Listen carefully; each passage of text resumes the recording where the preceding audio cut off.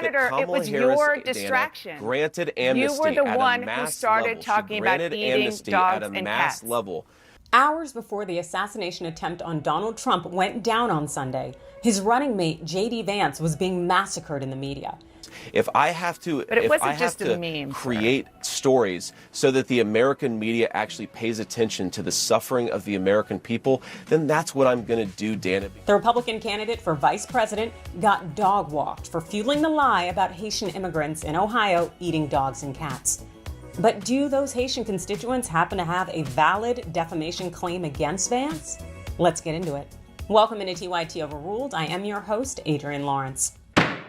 First, it was Donald Trump embarrassingly peddling lies about Haitians in Springfield, Ohio. Now his chosen running mate, JD Vance, is hammering home that lie. Vance hit the major Sunday morning lineups to talk about the Haitian big lie. We have direct firsthand accounts of, for example, migrants abducting geese at the local park and slaughtering them and eating them. All the while, Vance refused to recant, apologize, or even display any sense of contrition. Even after learning the nexus between the lie and neo-Nazis, Vance held steadfast. Local authorities now say there have been no credible reports of migrants hurting pets or animals. And in fact, neo-Nazis are now taking credit, frankly, for pushing these rumors mainstream. Why are you continuing to double and triple down on these baseless claims? Well, two important points here, Kristen. First of all, I have heard firsthand from multiple constituents, people who made 911 calls a month ago, a year ago, who were making these complaints. I trust my constituents more than I do the American media that has shown no interest in what's happened in Springfield until we started sharing cat memes on the internet, which is disgraceful that the American media ignored this town. As you can imagine, the far right is eating it up. Former Fox News host Carl Tuckerson included. Trump said about people eating pets. And there were two levels on which to enjoy this. Well, the first one, I literally enjoyed it. People were like, I can't believe Donald Trump accused people of eating pets. I was like, I love him. It's just hilarious. Who would ever say that? They're eating all the pets. So great. Carlson may be chuckling, but Vance's constituents in Springfield are suffering. And they told us point blank, they fear for their lives. And we should note, a lot of them don't want to go on camera. We've had really one kind of representative of the community speak to us about that point. That's why you haven't seen a lot of people speaking out, because they are fearful.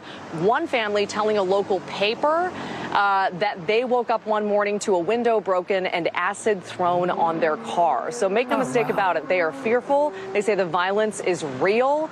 And a lot of them are afraid to speak out. Now that we have a solid sense of how Vance has dug into this false narrative, is there the possibility of holding him accountable beyond the ballot box? One of the network's legal correspondents tweeted this. Breaking.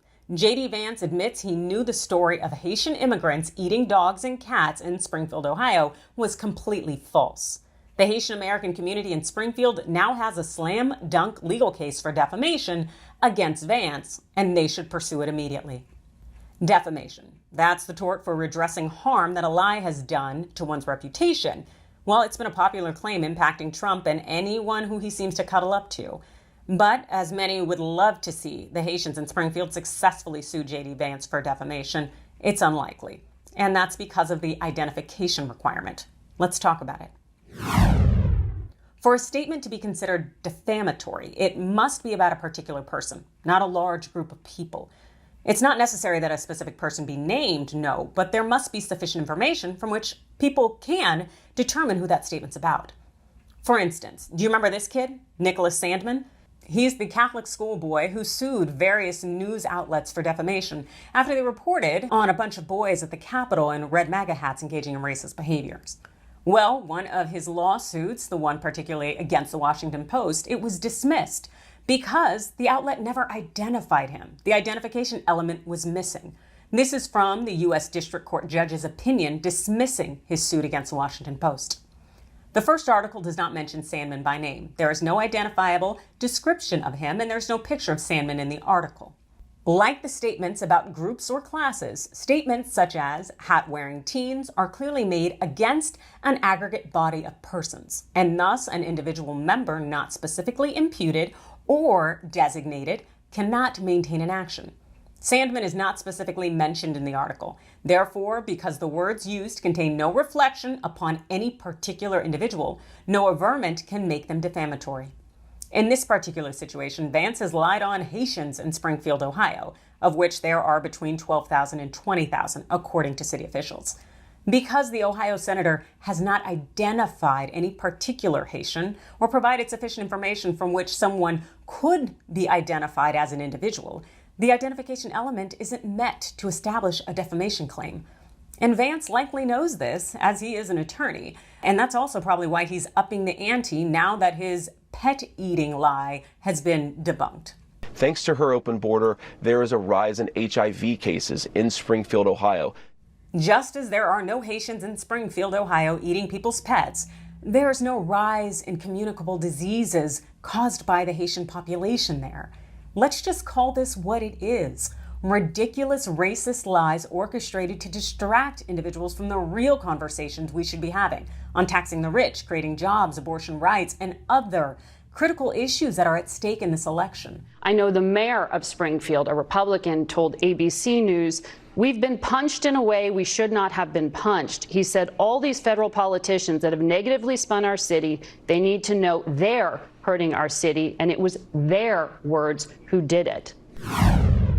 This is disheartening. Vance is getting people hurt, and unfortunately, the people's only recourse really seems to be at the ballot box. Hopefully, those in Ohio can see that Vance is willing to say whatever he believes is necessary to get to the White House. And he really should not be a heartbeat away from holding down the Oval Office. What does it really say about a man who won't even stand up for his wife and kids on national television? That Donald Trump has been traveling with Laura Loomer. She is someone who says she supports white nationalism. She spread conspiracy theories, including that the September 11th attacks are an inside job. She recently said that Kamala Harris, whose mother was Indian, if she wins in November, quote, "The White House will smell like curry." Senator, you are married to an Indian American woman. What was your reaction to hearing those comments specifically? Well, Kristen, I want to go back to what you said about Haitian migrants to begin with, because I also don't think that this is actually an issue of national import. Is Laura Loomer running for president? No. Kamala Harris is running for president, and whether you're eating curry at your dinner table or fried chicken, things have gotten more expensive thanks to her policies. Let's talk about the person running for president of the United States, not a social media personality who supports Donald Trump. Senator, were you and your wife offended, and do you disavow those comments that even some Trump allies say are blatantly racist? Kristen, I just told you I don't like those comments, and I think that we ought to be focused on Kamala Harris's policy failures. Do you think that Ohio will turn blue in November due to Vance's antics? You let me know your thoughts in the comments below. Hit those like and follow buttons, and thanks for watching. Look, the president, I'm sure, will tell the American people how he's going to vote on it eventually, but he wasn't making an announcement last night. So it was a grammar thing. Sorry, could you repeat that, John? It was a grammar thing. It was a speech thing. It was somehow some confusion in the words that he chose. Uh-oh. At this point, JD Vance immediately regretted taking this interview. Senator Vance, can you hear me? Like super staticky. Senator Vance, I may be super staticky. You may not be hearing the loud baritone of my voice here. What Trump's running mate didn't want to hear about was his latest self-inflicted wound about his stance on really anything, but this time it was abortion. You overturned Roe, and you want abortion to be a states' rights issue. In Florida, the state that you are a resident of, there's an abortion-related amendment on the ballot to overturn the 6-week ban in Florida. How are you going to vote on that? Well, I think the 6-week is too short.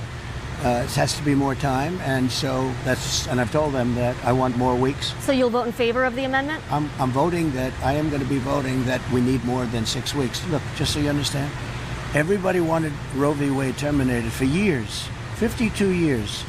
I got it done. They wanted it to go back to the states. Exceptions are very important for me, for Ronald Reagan, for others that have navigated this very, very interesting and difficult path. About halfway through that answer, Trump realized that he stepped in it and accidentally went off the script that appeals to the total abortion ban crowd that he's been pandering to. And what does that mean when he said, I told him I want more weeks? Well, I think the 6 week is too short. It has to be more time, and I've told them that I want more weeks. So according to this bullshit logic, everyone wanted Roe overturned and given to the states to decide. So if the states are deciding, why would it matter to them that you told them, whoever they are, in every state that would completely ban it, that you want more weeks? It's no longer up to you, bro. The only thing worse was to send JD Vance on TV where he'd have to answer for Trump's damaging answers. We were talking about Donald Trump's statement on abortion overnight where he said he would vote for more than 6 weeks in Florida. When the campaign then put out a statement saying, yeah, but he's not saying he's going to vote for the amendment which would allow for more than 6 weeks. And I was asking you if it was a language thing, if he understood what he was saying, or if this was a shift in position. President Trump's been extremely consistent that he's going to make this decision as a citizen of Florida, but he wants the national government that he intends to lead to be focused on national issues like inflation, the cost of housing, and the wide open southern border. He wants states to make their own abortion policy. He wants states to make those determinations, but he doesn't believe in the principles of the Republican Party that say terminating a 1-week-old pregnancy is murder. Does the Republican Party believe in common ground on murder? Since it's murder and God will punish you for even thinking that a pregnant person should have autonomy over their bodies and reproductive health, isn't Donald Trump going to hell? So this is who Jesus died for? This is the guy that God called his messenger? The guy to save God's favorite country? Man, this MAGA logic is getting confusing. Help us figure out this stance on IVF, James David. How would this work if a state, and you believe that states should have the right to make these decisions, if a state bans IVF, but Donald Trump says he wants to guarantee and or pay for IVF for everyone who wants it, how would that work if a state banned it? Well, John, I think it's such a ridiculous hypothetical because Alabama, which is maybe the most conservative state in the entire union, has actively protected fertility access and fertility treatments. There's no state in the union, whether a right-wing state or a left-wing state, that I think is trying to ban access to fertility treatments. And if Alabama is protecting this stuff, I think it's safe to say the whole country is as well. Does Vance think people don't remember that when Alabama's top court banned IVF treatments to satisfy their total abortion ban mantra, it was only altered when the news went national and they had to defend it? They had no intention of reversing that decision. So his basis conclusion that there's no state that would ban it or that Alabama has actively protected fertility is completely false. So if you believe reality, you won't believe him. The worst part about this whole thing, though, is that JD himself voted against IVF. Who is to say there's not another court in another state that could decide that IVF should be banned? It happened in Alabama for a minute. You also voted against a measure in the Senate that would have guaranteed access to IVF around the country. So it's possible, right? Well, two things, John. First of all, yes, a court made that decision in Alabama, and like the next second, the Alabama state legislature fixed that problem and ensured women had access to these fertility treatments. And all that I voted on, John, is for religious liberty. I don't want Christian hospitals or Christian charities to be forced to do something that they don't want to do. We have multiple Republican measures that support fertility treatments, support IVF, but don't require Christian hospitals or other religious organizations to violate their conscience. I think all of us accept that we live in a big country with diversity of opinions. We want women to have access to this needed medical treatment. We also want to make sure that Christian organizations can live their conscience. I don't think there's any tension there or any conflict. And fundamentally, it's Democrats who are trying to force people to do things against their will. He said, we live in a big country with diversity of opinions where we should allow Christian organizations to deny medical care and treatments to people if their conscience tells them to. You know, this kind of response ignores the fact that the smaller the state and the smaller the town, there are fewer organizations available for people to shop around for one that isn't forcing their beliefs on patients. At this point in the interview, Vance was probably thinking that his boss lied to him when he declared this little insignificant issue is over. I think the abortion issue has been taken down many notches. I don't think it's a big factor anymore, really. But that issue is very much subdued. Yeah, thank you. Yes, that flippant energy says a lot about Trump's view that as long as he wants an issue to be put to bed, that it's done, which completely disregards the vast number of affected Americans that aren't convinced. JD believed it and was raked over the coals when he had to answer all those questions that he didn't want to, about how it isn't as subdued as Trump promised. But CNN's John Berman wasn't done with JD. You were talking about Donald Trump's social media. Would you describe his posts over the last 48 hours as lifting people up, quoting, reposting QAnon statements, reposting these misogynistic memes about Vice President Harris and Hillary Clinton? That's the kind of open discussion that you think is lifting people up?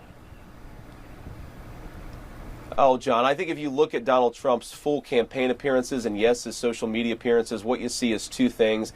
A guy with an agenda to lower prices and bring back American prosperity, and a political candidate who isn't stodgy, who likes to have some fun and likes to tell some jokes. See, this is why MAGA conservatives think that the media is unfair to Trump and really anyone that parrots the inconsistent things that they do and say. Trump's barrage of misogynistic and bigoted posts is just fun and games. JD doesn't like the politics of boring scolds that tell people that they can't laugh. I do think that's how you lift people up. A politics of boring scolds telling people they can't laugh, that is not lifting Americans up. That's how to tear us down. What happened to her laugh? I haven't heard that laugh in about a week. That's why they keep her off the stage. That's why she's disappeared. That's the laugh of a crazy person, I will tell you. If you haven't known it, it's a crazy. She's crazy. They told her, don't laugh, don't laugh. No, her laugh is career threatening. They said, don't laugh. She hasn't laughed. She doesn't laugh anymore. It's smart, but someday it's going to come out. That's the laugh of a person with some big problems. She's trying to come back. She got rid of the laugh. I noticed I haven't seen that crazy laugh that she got. She's crazy. That laugh, that's the laugh of a crazy person. But I noticed that she's not using that laugh anymore. Somebody convinced her, don't laugh, just don't laugh. Don't laugh under any circumstances because I like laughter, but sometimes. Not her laughter. From the moment we take back the White House from crooked Joe Biden and Kamala, I call her Laughing Kamala. You ever watch her laugh? She's crazy. You know, you can tell a lot by a laugh. No, she's crazy. She's nuts. Have you heard her laugh? That is the laugh of a crazy person. That is the laugh of a crazy. It's the laugh of a lunatic. Have you heard it? They prohibited her from laughing. I've been waiting for her to laugh because as soon as she laughs, the election's over. You know, this Republican ticket needs to have some meetings on consistency. Do they not realize that Trump formulated his entire campaign against Kamala Harris based on her laugh?